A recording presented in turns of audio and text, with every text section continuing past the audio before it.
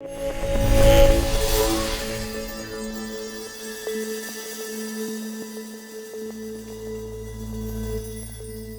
everybody, this is Doug. In this video, I want to talk about using tables, visualizations, and panels in your Analysis Workspace projects. So in our last video, we talked about projects themselves, and we created a couple of projects. We created a brand new empty project that we could start from scratch and put tables and visualizations and panels on. And we also created this project that we're looking at here, which was based on a template, and it had already automatically added some visualizations and tables that we can see if we scroll down, etc. And then we also pasted a new visualization at the bottom, etc. Okay, so now we want to talk about adding visualizations and adding tables and adding panels. So first I want to start with what is a panel. And you can see that there's a gray area around here, and then there's this white area that has our visualizations on it. And this is a panel. So it's basically a wall or a canvas where you can put the different visualizations and tables. And so we just have one right now, and we can add other ones. And I'm going to come back to that in a second. But I want to first go in and add a table or two and a couple of visualizations, and then we'll get back to panels. So when we want to add any of these, we go to the left rail, where at the top we have panels. And again, we'll come back to those. And then we have in the middle visualizations. And actually, tables and visualizations are all in that one area. And then we have the components, which are the dimensions and metrics and such that we will put into our tables and into our visualizations, etc. So I'm going to go to the visualizations here, and I'm going to add a freeform table. So I simply drag this over and drop it where I want it, and we'll put it right here at the top. And so that's always the first step of using visualizations, is dragging the one that you want over to the right and putting it in the place that you want. And you can always move it around later, that's fine, but put it in the place that you want.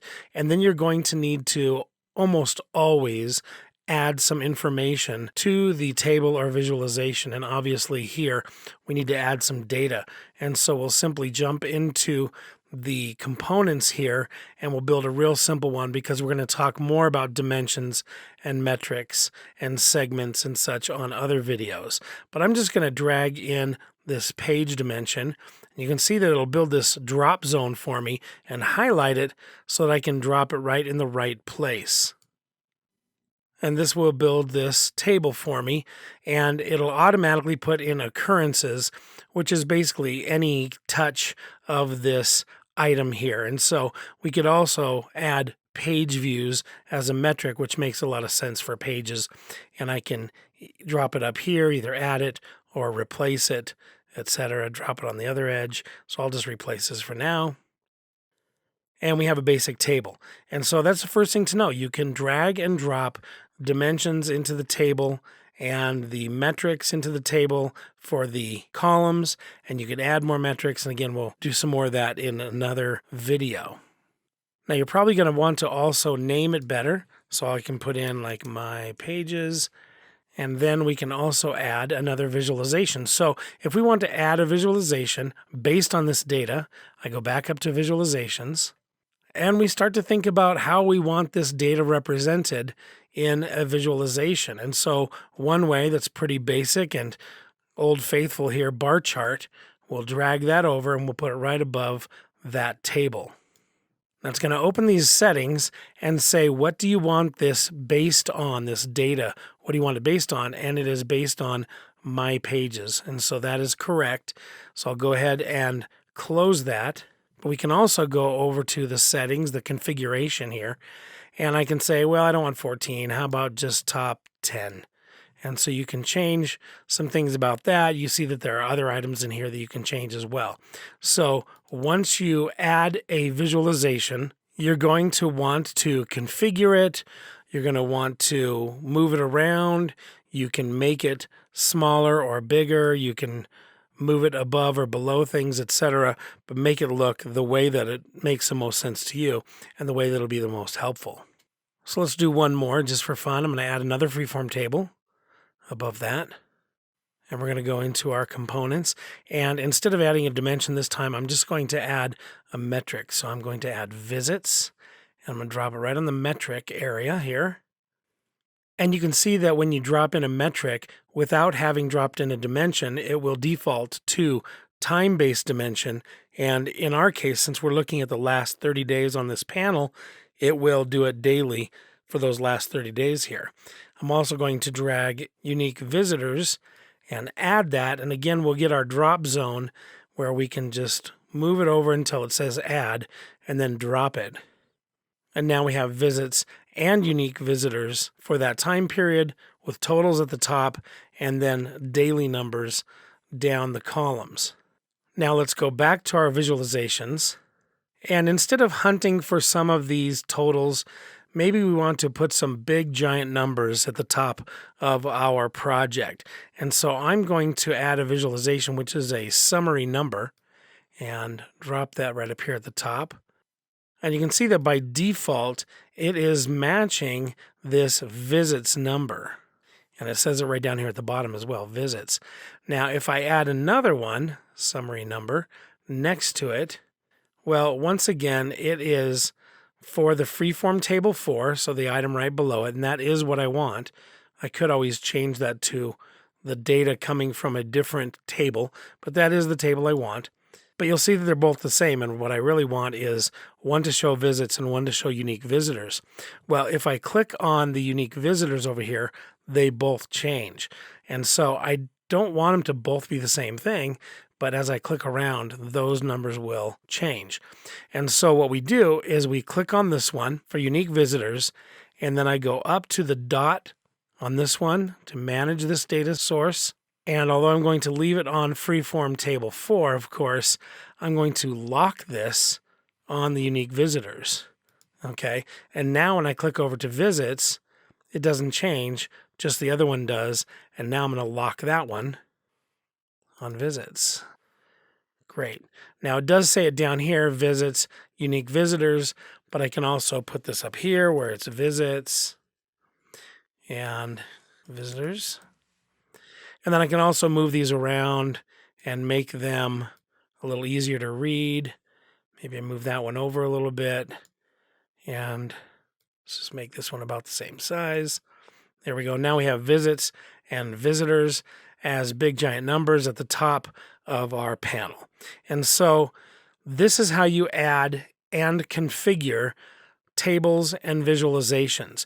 Your tables are typically going to be the data, and it might be all you need. I mean, if I scroll down, remember that we have not only the one that we just added with the pages, but from the other content consumption template, we already had pages where all of these different metrics that are page related had already been added. And so sometimes it's just looking at a table and getting the numbers that you need from there. But again, if you need a visualization, then you can drag those over and tie those to the tables.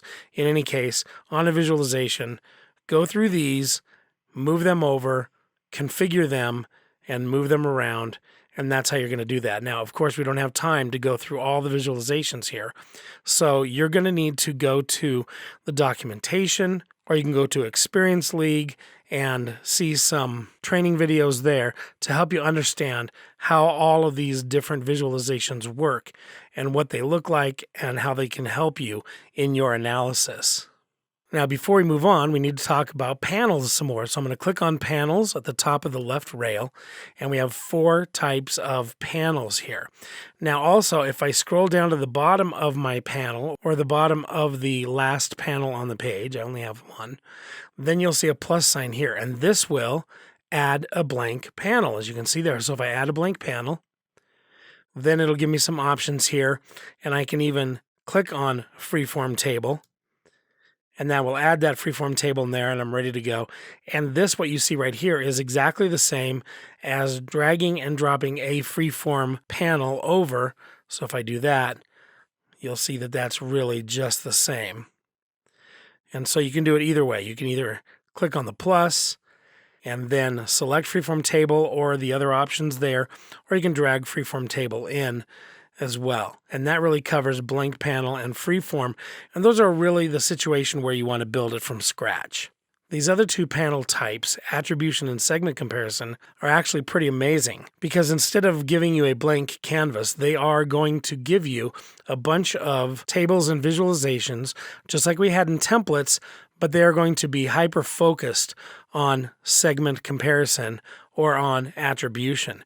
And so if I drag attribution down here, for example, and then we scroll down and it needs some information in order to build this, I'm going to jump into the components and I'm going to put a metric on here, which is, let's put orders, and I'll drag online orders over here to our metric, and then we'll get rid of that. And we will look for marketing channel and we'll drag that in as our dimension.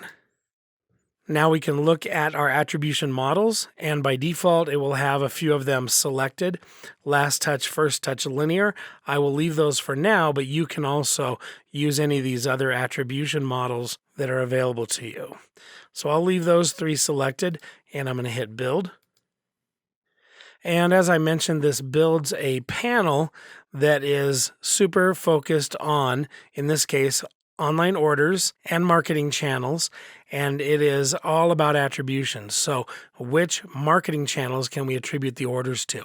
So it'll give you some totals here, and it'll give you the different marketing channels in this case here, and all the different data here, and you can mouse over this and it will actually even highlight the items in the table. And there's lots more stuff here, and I'm not going to go over all the different diagrams and visualizations here, but you can get a lot of information here about attribution. And I'll scroll to the bottom and we will add one more panel, which is our segment comparison. And as you can imagine, we're just going to add a couple of segments to compare. So I go back to my components and look at the segments, and we will compare, let's say, mobile customers, and it'll automatically put in everyone else, so you can compare opposites there, or you can even compare things that don't really seem to be the same, like how about new visitors and mobile customers. And then I click build. And depending on the amount of data that you have, this can take a few minutes because it is going through all the different segments and dates and components here. And this one's going to be quick because my data is small, but it can take a few minutes, but it is going through a ton of data to give you this information. And so again, we get a panel that is focused on segment comparison, and we can see how these two different segments overlap, and here's the numbers, and here's the individual numbers and the overlap numbers. And then some of the other magic that happens is it looks at the top metrics against segments here that are statistically significant, having gone through all of our metrics to see which ones are the most statistically significant. And it'll do that for dimensions and also for the different segments here. So again, it's going to give you a lot of information automatically by using that segment comparison panel. So just to sum up what we talked about in this video, you're going to start with panels. You can even start with a blank or freeform panel if you want to start from scratch. Panels have a date associated with them and a segment associated with them right at the top of each panel. And if you scroll up, you can see that it has a date that you can change. It has a segment that you can change, etc. for that panel. And you can use blank or freeform to start from scratch, or you can use attribution or segment comparison panels to get those pre-built panels with those visualizations on them. Then once you have those, any of these, you can add visualizations and tables by going to this icon in the left rail, choosing your table, choosing your visualization, tying them together, configuring them, and building your project. Hope this has been helpful, and that as you learn more and more about these visualizations and panels and tables, that you will become the master of Analysis Workspace. Good luck.